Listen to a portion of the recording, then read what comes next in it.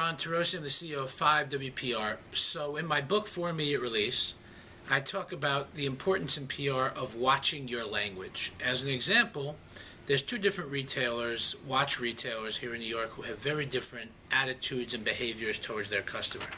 So if you walk into Tourneau, for example, Tourneau is a store that will show you any watch you want.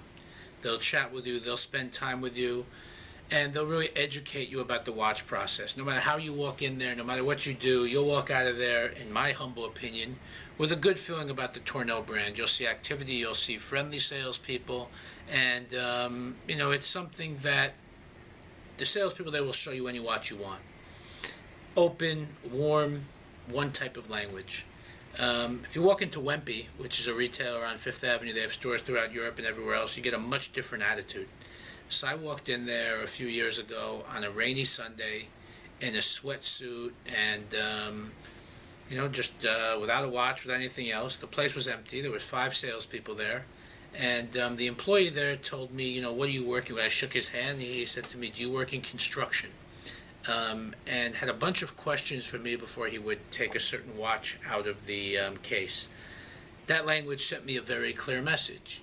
Don't walk in here in a sweatsuit, and we don't necessarily want everybody's business. So for me, needless to say, I've never bought and never will buy a watch at Wempe. And I happen to be a watch collector, and it's different language for different folks. So maybe Wempe doesn't need my business and feels comfortable telling me on a rainy Sunday that I shouldn't wear a sweatsuit. And certainly that's one type of language, which might say, hey, we want a certain type of consumer. So language is something which really matters when we're talking about the power of PR. So that's my book for immediate release. I'd love you to go get it. I'm Ronn Torossian. I'm the CEO of 5WPR.